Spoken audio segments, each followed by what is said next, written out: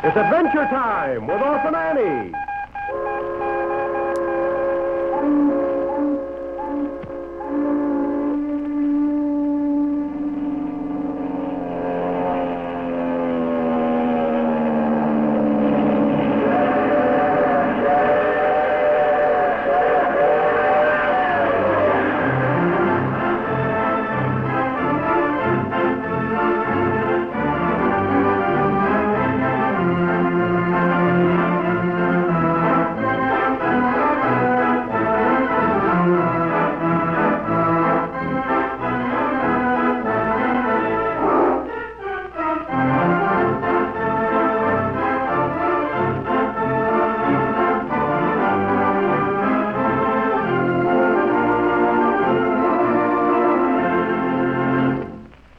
I wonder what Annie hopes to find out by following Angelina Carminetti. It certainly is thrilling.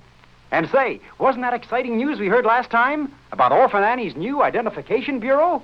Yes, sir. Every one of you boys and girls can get in on it and get a keen-looking identification tag and chain for your very own. And so, if you missed hearing about it, listen hard now because, boy, oh boy, you certainly want this keen-looking, oval-shaped identification tag and automatic fitting chain for your wrist like soldiers and aviators wear. It's shining gold color victory metal. Solid victory metal, so rich and valuable looking, nobody can miss seeing it when you wear it. There's a beautiful American flag on the front, and best of all, right above the flag, we're going to put your initial to show it's your property. The letter that stands for your own name. But wait till you see the other side. It has your official identification number stamped right into the metal. And remember, nobody else will have a number like yours. Because the big idea is that everybody gets a different number that's going to be registered with your name and address at the headquarters of Annie's Identification Bureau in Chicago. And then, if there's an emergency or any boy or girl gets lost, people can send into the headquarters and find out the name and address that matches up with the number on any Orphan Annie identification tag. And so it's useful. As well as so wonderful looking, you'll have everybody crowding around to see it. You can't buy these identification tags in the stores. They're made up just for Annie's friends because she wants you to try the new 1940 chocolate-flavored Ovaltine. It's even better than last year's chocolate-flavored Ovaltine with a new, creamy, chocolatey flavor. And it's better for you besides. Has more of those valuable vitamins and minerals in it. And so, you certainly want to try this new treat and send for your personal identification tag as fast as you can. Now, all you do is this. Print the initial you want on your tag and your name and address plainly on a piece of paper. Then, send it to Annie with a dime wrapped in all of a metal foil seal from under the lid of a can of the new 1940 chocolate-flavored Ovaltine, or plain Ovaltine. But remember, Annie especially wants you to try new, improved chocolate-flavored Ovaltine. You send your letter to Little Orphan Annie, Chicago, Illinois. All straight? You send the initial you want, your printed name and address, and a dime wrapped in a seal from new chocolate-flavored Ovaltine, or plain Ovaltine, to Little Orphan Annie, Chicago, Illinois. And then Annie sends you your keen-looking automatic-fitting identification tag and chain as fast as she can. Boy, don't waste a minute sending for yours. And now, today's adventure with Annie. A bomb has destroyed part of the town hall in Sunfield, and that mysterious gang of boys, known as the Black Jackets, is suspected of having set off the bomb. However, Annie doesn't believe they did it. And last time, she and Joe set out to trail a woman who Annie felt sure would lead them to the persons who are really guilty. And now, we find Annie and Joe still cautiously following the woman along one of the back streets of the town. Listen. Look out, Joe. Uh-huh. She's turning around to look back again. Let's stop and pretend we're interested in this door window. All right. But this is about the fifth time we've had to stop and look in windows. Do you think she suspects we're following her? No, I think she's just being careful. We wouldn't have to be so particular about keeping out of her sight if we were complete strangers to her. But if she caught sight of us now, she'd know we were the two kids she met back there in the mayor's office. Oh, sure, she'd recognize us all right. You bet she would. Oh, we'd better be moving along again. She's getting pretty far ahead of us. All right, let's go. I think we're safe from attracting her attention as long as we stay on this side of the street and she stays on that side. And we keep about a half a block behind her. Well, where do you figure she... Oh, look. She's turning into that place right there on the corner of Pepper Street. So she is. Golly, that's great. That's just what I was hoping for. You mean you were hoping that she'd turn into that particular place? Oh, no. No, I don't know anything about the place, but don't you see? It's a cafe of some kind. That means 9 chances out of 10 that she's going to meet somebody in there. So she's gonna meet somebody. Then what? Well, that woman tried to make us think that some boys, meaning the Black Jackets, did that bombing. And that makes me think she was trying to throw suspicion away from the people who really did it. And it makes me think that she's connected with the people who really did it. Yeah, but And if I don't miss my guess, she's meeting with one or more of them in that cafe right now. Okay. Hey, but we better slow down or something. We're right across the street from the place. I know. Let's cross the street. There's nothing to do now but walk right in there and see what we can see. I hope you're noticing that this is a mighty tough-looking cafe. Yeah, from the outside, it's about as bad a place as you'll find in Sunfield. But we can't let that scare us. Take a look at the name of it, too. The Black Cat Cafe. Rocco Roberto, proprietor. I don't much like that. Black Cat stand for bad luck. Oh, that's nonsense, Joe, and you know it. Well, I don't like the proprietor's name, either. Rocco Roberto.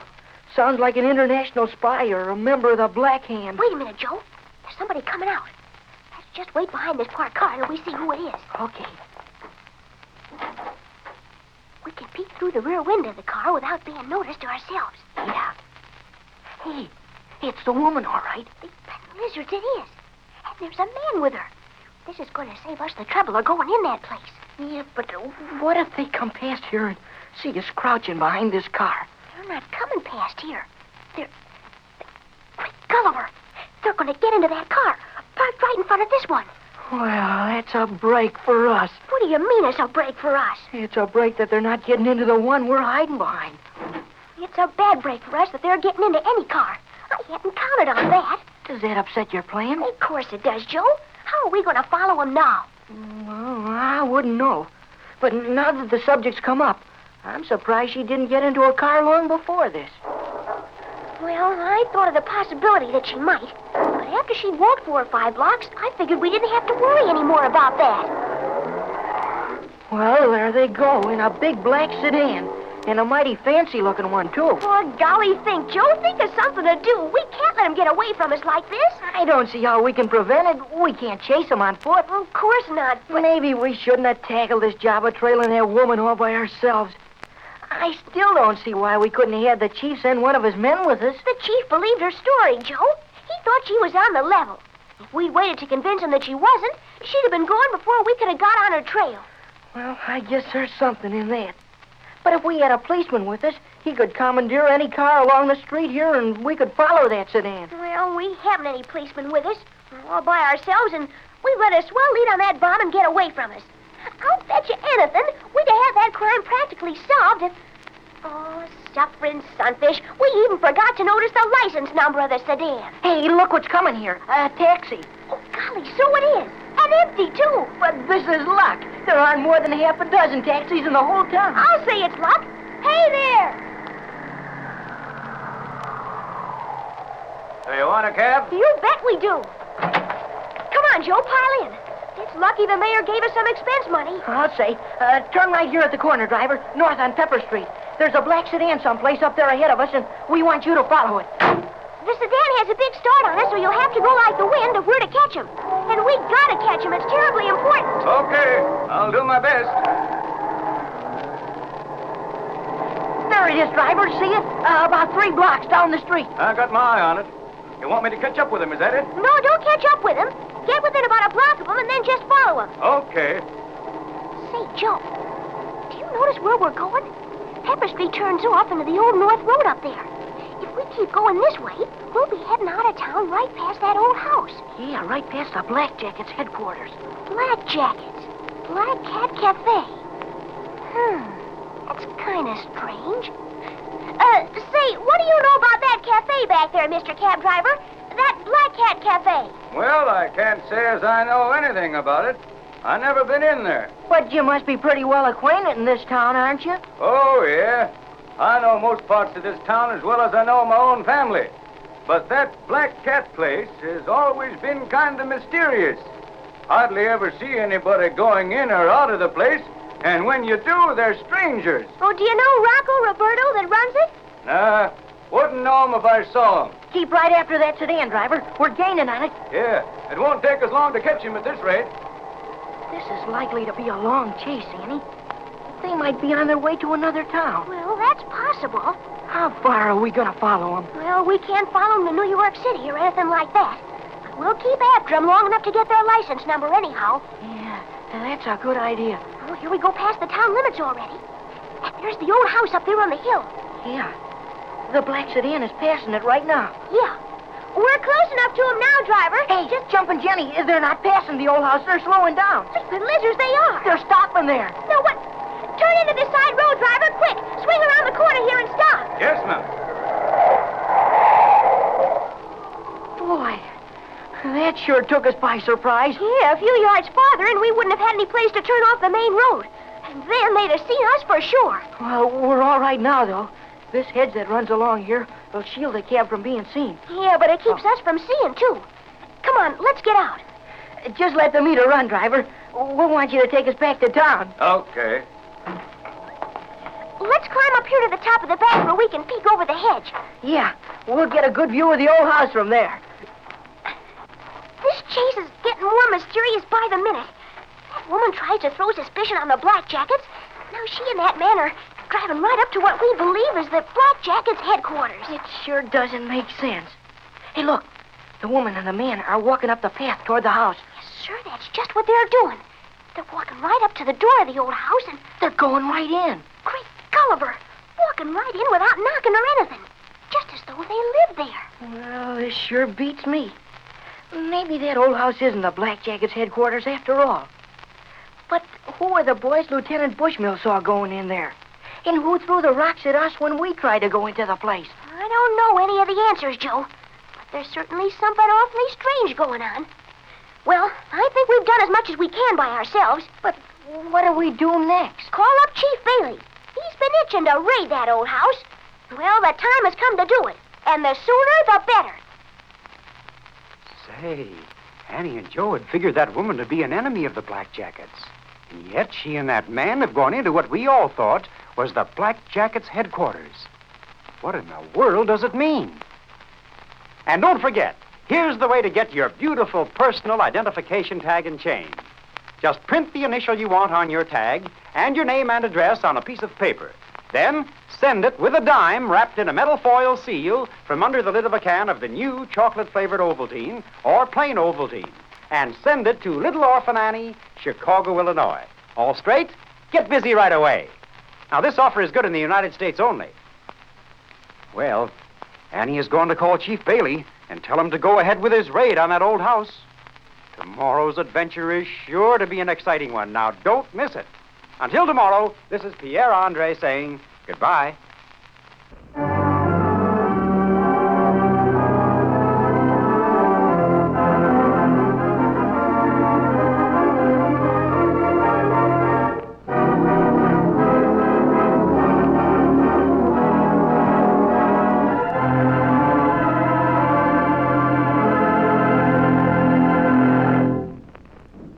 This is the Mutual Broadcasting System.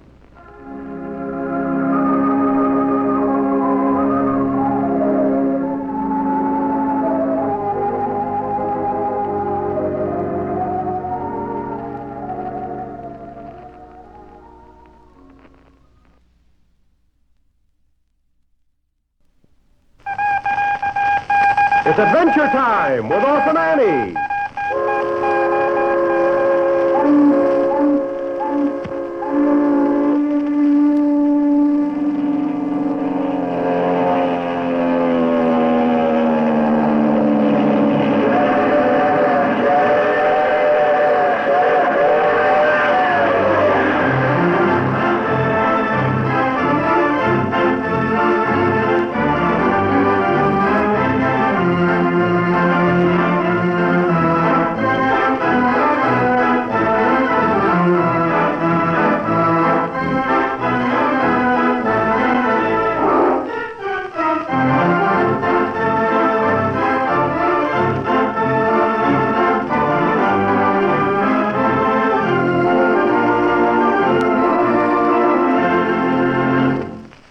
Hey, things surely are mighty exciting for Annie these days.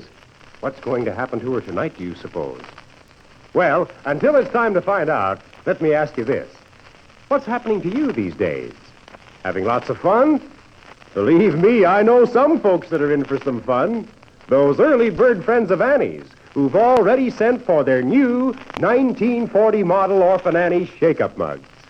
You know, all of Annie's friends who drink sweet chocolate-flavored Ovaltine can get these swell new shake-up mugs free. And boy, are they beauties. Wait till you see them. They're made of genuine beetleware in brand new colors. A beautiful deep green and a bright flashing scarlet. And every mug has a big colored picture of Orphan Annie and her dog Sandy right on the front.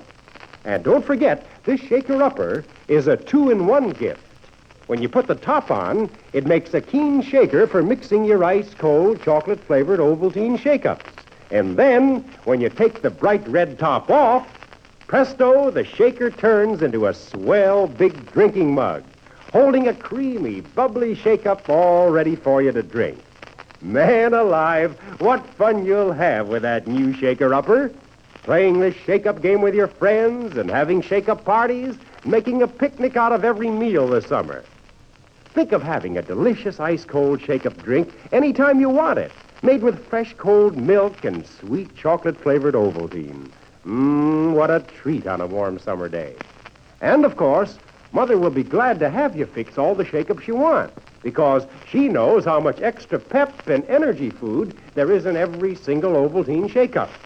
Loads of extra vitamins and minerals and other things everybody needs to be healthy and husky the way we all want to be. So, here's the thing. Annie wants all her friends to have one of these swell new 1940 model shake-up mugs, and you want to get one, I know. Especially when Annie has fixed it so fellows and girls who drink Ovaltine can get one absolutely free, even though our regular price is 50 cents. So listen closely. Here's what to do. Sit right down after tonight's adventure and print your name and address plainly on a piece of paper. Send it in along with a thin metal foil seal from under the lid of a can of sweet chocolate-flavored Ovaltine. Mail it to Orphan Annie, Chicago, Illinois, and she'll send you your new 1940 model shake-up mug absolutely free. Now, don't put it off, will you? Ask Mother to get you a can of sweet chocolate-flavored Ovaltine right now and send in that seal for your free shake-up mug tonight. Mail it to Orphan Annie, Chicago, Illinois. Annie's sorry, but she can offer this wonderful free shake-up mug only to her friends who live in the United States. But if you do live in the United States, send in tonight. And now, our adventure with Annie. Singapore Kirby's divers have at last discovered that big bed of pearl oysters in the bottom of the lagoon. But they haven't yet had time to bring up many of the oysters because night has again fallen on the island. Monty McDonald has a plan for destroying Kirby's diving equipment and making it impossible for him to get at the oysters. But to see how this daring plan works out, let's join Annie and Joe, who've crept down along the shore of the lagoon to carry out their part of the scheme. Guess we'd better not try to get any closer, Joe. If one of those pirates happened to catch sight of something moving over here along the shore, he'd most likely come over here to investigate. And then the fat'd be in the fire.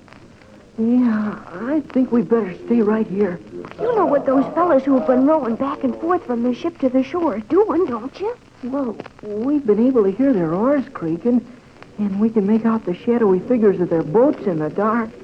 But as for exactly what they're doing... They're taking the rest of our supplies on board the Black Dragon. Guess they don't want to go to the trouble of standing guard around those supplies all night tonight. Well, they seem to be taking their time about it. Doesn't sound as if they're working very hard. Oh, why should they hurry?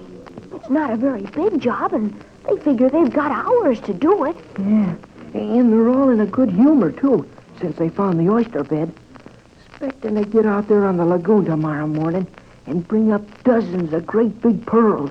It'd be funny if the professor's experiment had failed and there weren't any pearls in those oysters at all. Well, I'll bet the experiment hasn't failed. Why, just this morning the professor was saying... Wait a minute, Joe. We better do a little less talking and a little more listening. By now, Monty has had time to slip in among those pirates. And if he has, well, any minute now, he's likely to be getting into one of the rowboats and rowing out toward the Black Dragon. Yeah, the pirates all the time thinking he's one of their own men. Oh, golly, wouldn't it be just too terrific if he manages to pull this off?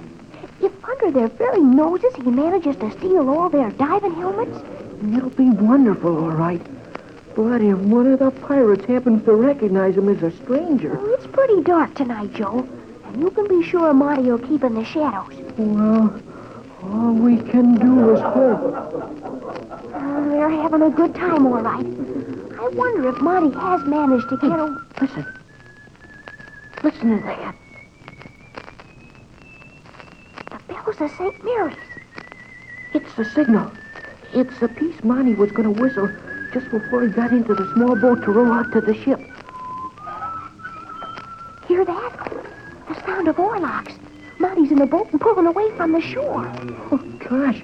I'm getting all trembling. He's past the hardest part of his job. He managed to slip in among those sailors and get to the boat without being recognized. Yeah, he's had good luck so far, but every minute the suspense gets more terrible. The diving equipment is lying in those small boats that are tied up to the Black Dragon. If he can manage to go around and collect the helmets without raising an alarm... Gosh, Singapore's Kirby is bound to have a lookout posted on board the Black Dragon. Monty's being so bold about it all, though. Rowing right out there as big as you please, whistling a tune. It'll never occur to the lookout that an enemy could be that daring. That's what we hope. So far, none of the fellas here on shore seem to have paid any attention to that boat pulling away. But if they do get suspicious, we've got to be prepared to warn Monty. He ought to be out there collecting those helmets by now. And still no alarm from the ship. Just a few minutes more. Hey, who's looking at Dory away from here? Listen to Where's that. Dory is gone? Where did she go to? They discovered it, Joe. Give the signal to warn Monty. Yes, sir. Where did she go? Oh, Monty couldn't help hearing that. And neither could the pirates. Well, now that we've warned them, let's get away from here fast. You bet. They'll be coming after us. Come on, let's run. Yes, Monty McDonald heard those whistled signals, and he knows what they mean. He knows that it won't be more than a few minutes until he's discovered. But Monty, while working rapidly, doesn't get excited. His job isn't yet quite finished. Things are going to start popping in a few minutes now. I could get away by swimming for it, but I've got 3 of these helmets if I can only get the 4th. See, the last helmet ought to be here in this boat. It's pretty dark, kind of hard to see. What's the matter with those guys over there? What's all the chatter about? Singapore Kirby himself. Glory be, here's the other helmet. Now if I can only... Whoa! Whoa, where are you? There, got all 4 helmets in the boat. I gotta get going. Come on up here, Wong. Some excitement over there among the men. Strike out for the deep part of the lagoon. If I can drop those helmets in 35 fathoms of water, Kirby will never get them back. Native divers can't get down that far. Monty rows rapidly toward the northern end of the lagoon. But to get speed, he sacrifices silence. And one of the men on board the Black Dragon notices him, gives the alarm to Singapore Kirby. Don't stand there talking at him. Catch that fella. We shoot him. We shoot him. Don't shoot him. If that's one of those guys from Warbuck's party, I'll be wanting to ask him a few questions. Throw that power launch. Get after him in the power launch. You can catch him easy. Bring him back on board here. Lively now, you swabs. Get that boat into the water. If Singapore Kirby knew that Monty had those diving helmets in the boat, he probably wouldn't tell his men to hold their fire. Kirby's power launch is quickly lowered into the water. But in the meantime, Monty, pulling for dear life on those oars, manages to reach the deep part of the lagoon. Overboard go the helmets, but it's too late to save himself. The power launch is already upon him, and 5 minutes later, he's standing before Singapore Kirby on the deck of the Black Dragon. Why, it's the airplane pilot, the great flyer. What were you trying to pull off, you fool? Oh, just thought I'd pay you a little visit, Kirby. Just to see that all you fellas down here were contented and happy. Don't get smart. What were you doing sneaking around here? Well, to be quite frank with you, I came down to inspect your diving equipment. Inspector! Hey, listen. What do you mean? Well, we were watching your divers late this afternoon. We saw that you discovered the big oyster bed in the upper end of the lagoon. You're bloody right we discovered it. And tomorrow morning we're going to start hauling those oysters out of here. Yes, I figured that was your plan. But I don't think you'll be getting many oysters tomorrow, Kirby. Oh, you don't think so, huh? Why, let me tell you. Say, what have you done? What'd you do to them diving helmets? Not a thing. I didn't do a thing except take all your helmets and dump them into the deepest part of the lagoon. You took my... You dumped those helmets? Why, you... That's all right. Do anything you please to me now, Kirby. You can shoot me or flog me or drown me. That'll never get you those helmets back. I'll send my native boys down after That's no good. The water up there's all from 30 to 35 fathoms deep. I ought to wring your neck with my bare hands. You're licked, Kirby, and you might as well admit it. You'll never get your hands on a single one of those oysters. Won't. Get all the men together. Get everybody back on the ship. Don't ask me any questions. Just keep your mouth shut and do what I tell you. Gonna break the sad news to all of them at once, huh? I'll tell you what I'm going to do. I'm going to send my men up there to the upper end of the island where your friends are. They've been expecting an attack, Kirby. Expecting it or not, I'm going to wipe them out. Well, I'm sure they'll be interested to learn about that. In fact, I think I'll turn my... Catch him! Grab him! He's gone overboard! Get in there after him! If he gets away, I'll have you all drowned and quartered! Lower another boat there! Why, blast his hide! Like a flash, Monty streaked for the rail and dived into the water before the surprised pirates could stop him. But does he have a ghost of a chance of getting away from them? Is there even a possibility that he'll be able to get back to his friends and tell them that Kirby is at last preparing to attack them? But say, let me ask you something. Are you one of those thousands of Annie's friends who've already sent for their free 1940 model shake-up mugs? Well, if you're not, believe me, you better get a letter in the mail tonight, sure. Because I know you don't want to miss out on Annie's wonderful free offer. Chances like this don't come every day. And so, to get your free mug, here's all you do. Just print your name and address plainly on a piece of paper and send it in together with a thin metal foil seal from under the lid of a can of sweet chocolate-flavored Ovaltine. Mail it to Orphan Annie, Chicago, Illinois. That's all. Don't send a single penny. Annie will mail you one of her own brand-new 1940 model 2-in-1 shake-up mugs, free just as soon as she gets your letter.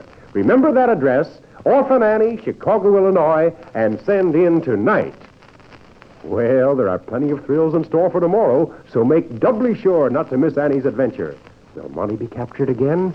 And what will happen to Annie and the others when Singapore Kirby launches his attack?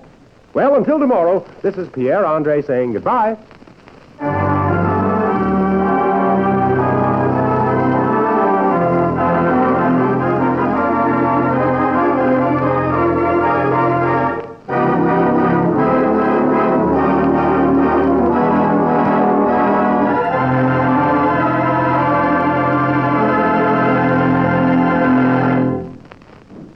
This is the Mutual Broadcasting System.